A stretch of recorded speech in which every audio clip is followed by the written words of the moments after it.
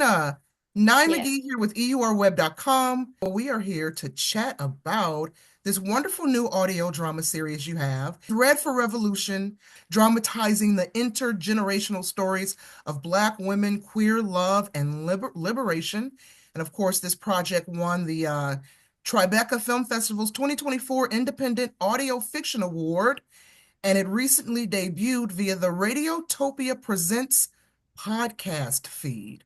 So thank you for giving me your time today. And let me kick things off by asking, right?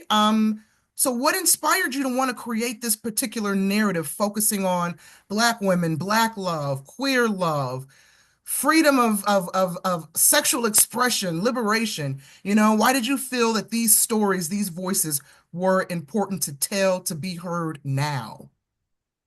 Wow. Well, for starters, to answer your question around why did I feel that these stories needed to be told right now, I did not know that this story was going to come out in 2025. So the stars aligned for us to debut at this particular political moment. But I essentially started this journey a number of years ago, back when I was in college. And so the first iteration of this story was written for a graduate school application. And when you're applying to grad schools, they give you these prompts that you have to write to. The prompt was love at first sight. And I essentially had to write a short script that met the requirements of that prompt. And here I am thinking love at first sight is really corny. And I tried to think through different ways to subvert this prompt. And instead of writing about romantic love or even platonic love, I decided to write about love for revolution and love for like the spirit that compels people to go out and fight for justice. And so essentially the scene that I wrote for grad school is in every iteration of Red for Revolution. And a few years later, I decided to expand that story and I turned it into a television pilot. And then a couple years ago, I developed it as this audio drama. And essentially at that time, a few years ago, I was really grappling with a number of crises, but also witnessing a profound amount of homophobia in the world and in my orbit. And so I essentially decided to single-handedly rid the world of homophobia through a podcast, as one does. And but that's essentially what compelled me. And we spent 3 years in production. I thought we were going to be one and done in all of a month.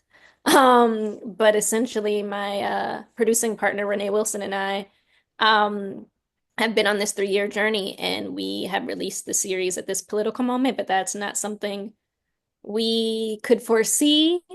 And so we just really feel like the series has arrived exactly when the world sort of needs to be immersed in stories about Black women, about queer love, about liberation, about the love of pursuing liberation. I love it. Right on. And of course, this series transports listeners between present day and the 1970s.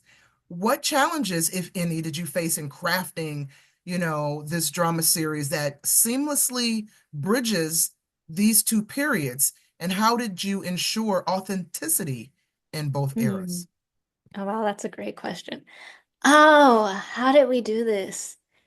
It wasn't easy. Had I known ahead of time that that would be difficult, I might have done a few things differently, I really have to give kudos to our sound designer, Colin Gerald Thomas, who um, really took his time and really sat with us to essentially cultivate the soundscape that allows for this immersive experience and allows for essentially not so much confusion. That's something that we sort of struggled to edit when we were first initially putting the series together, making sure that listeners wouldn't be confused between the changes and shifts in time.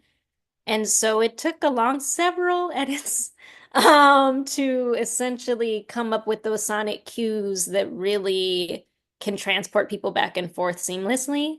Um, and with respect to maintaining authenticity, similarly, I think the narrative itself really drives the story. So even before we did the sound design, I put together these dialogue passes, and the story itself was really strong without any sound design. And then ultimately, we had to sit down and think through. And we tried a bunch of different things. A number of things weren't working in the beginning. And then when we finally landed on different cues that really worked well, it was just remarkable. Now, Yeah, what were yours? remarkable is a word we can also use to describe this cast, this incredible cast that you've assembled for this audio series. You have Loretta Devine, we have Danny Glover. So, what was the casting process like, right? How did you get this incredible team of talent to help bring your vision to life?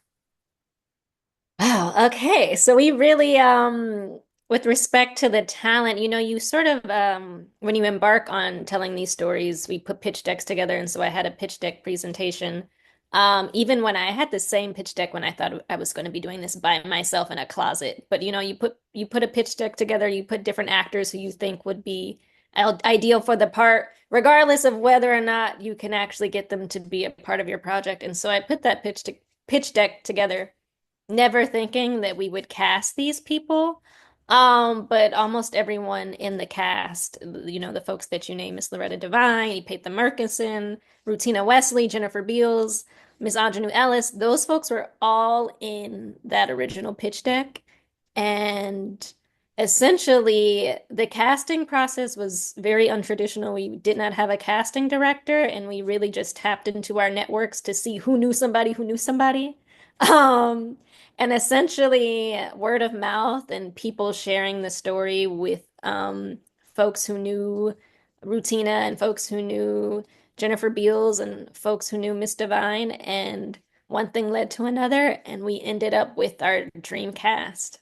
So, the series debuted February 4th. Have you been going online to social media, whatever social media platform, reading any hashtags related to the series, any write-ups, blog recaps, perhaps, to see what the response has been like? The response has been really wonderful. And I would love to encourage people to actually take their feedback to the comment sections and the review sections of Apple and Spotify. Those things really help, but the response on social media has been great. I've gotten a number of texts from a number of people who have reached out to speak about how the show was resonating with them. And so that's been really heartwarming and really is a testament to the work. And also to this has really been such a labor of love. So I'm just so ecstatic that people feel that love. But yeah, no, the response has been really wonderful.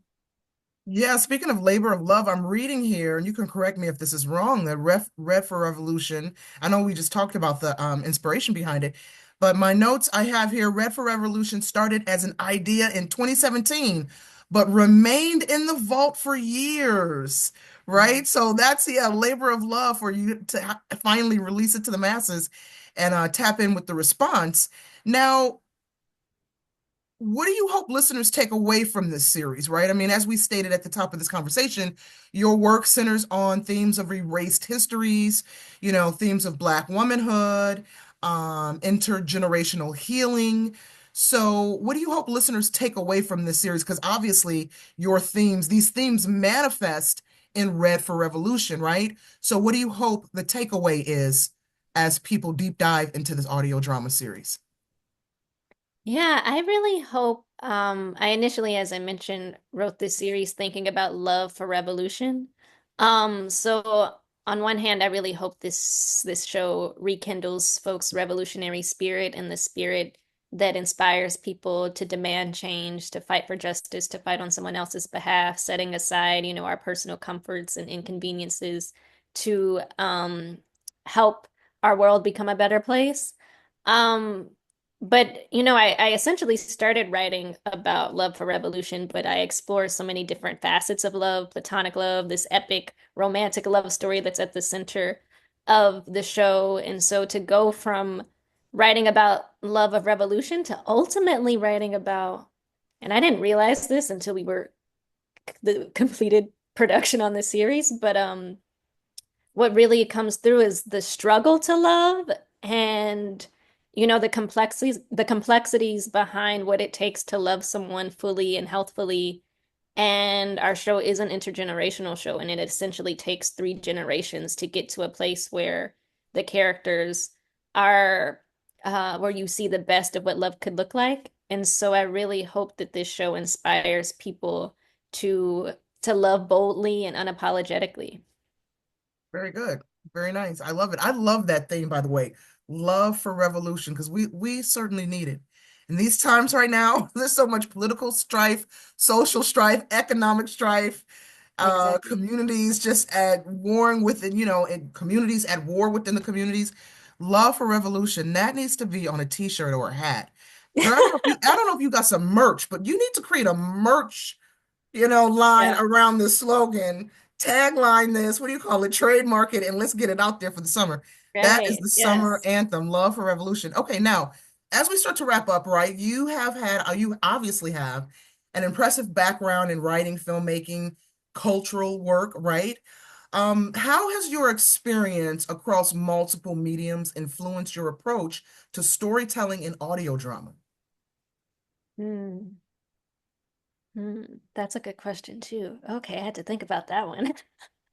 Um, I think for me, I consider myself an interdisciplinary writer, filmmaker. And so my work sort of explores a number of different intersections, but I essentially, when it comes to the medium that I choose to navigate or tell a story through, sort of depends on the context of any given situation. And so the audio format was the most accessible to me at the time. I initially wrote this show as a short film and then a television pilot, but I could not immediately rid the world of homophobia by making a TV show because I didn't have the studio system behind me. And, you apply to things, and we encountered a lot of rejection trying to get this show off the ground initially, but also before we took it as an audio format, experiencing a lot of rejection on the television side.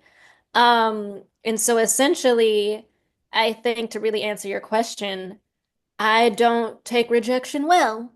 And so I think being an artist who can adapt to what is feasible and adapt to really I feel passionate about and not letting anything stand in my way. So essentially that's what happened with this series. I couldn't make a TV show, so I made an audio series.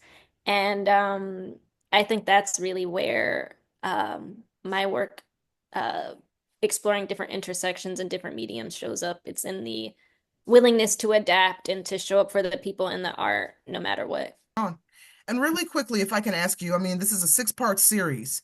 Do you have a particular favorite episode? Or are there any highlight episodes that you were really excited about exploring? Oh yeah, so the show debuted on February 4th, and episode 1 is really close to my heart, so I'll always say episode, and that's the episode that took the longest to put together. Um so that one is a very serious labor of love, but episode 3 and 5 are my favorite. Episode 3 has also debuted, so folks can check that out, but episode 5 comes out next Tuesday. I don't know the date of whatever next Tuesday is, but that's the episode that almost took me out, quite literally. It's a very emotional episode, and it almost took me out, and I wouldn't be surprised if a number of other folks who are in the cast and on the team could probably say the same thing. That it was a big emotional lift, and I'm really excited for folks to listen to that episode. I think that's going to be one of the most impactful episodes. And I've been saying this jokingly, but also partially seriously, that I hope that episode is the episode that rids the world of homophobia. I feel like if it doesn't, I will feel like a failure. So that's the episode that I am looking forward to, and I'm looking forward to hearing folks' response, and I hope that people share that one. And yeah, that episode is really intense, but also really special. I just really hope that people tune in and they tune in and they spread the word. I can't stress that enough. These stories are so important. Stories made by women, by Black women, by queer Black folks is really important. We worked with an all-female jazz band. Our producing team is all women. There are so many Black folks in the cast and on this project, behind the scenes, the folks that you're listening to. And so I just really want folks to show up for them and to show up for this work and this labor of love that's, like you said, it was in the vaults for a number of years, started in 2017. We were in production for 3 years. And now it's out in the world, and we really hope that people support it and that they share it with other folks. So spread the word and join the revolution. I hope to see people online, in person, and just really engage with this work, but also engage with the themes of the show as well.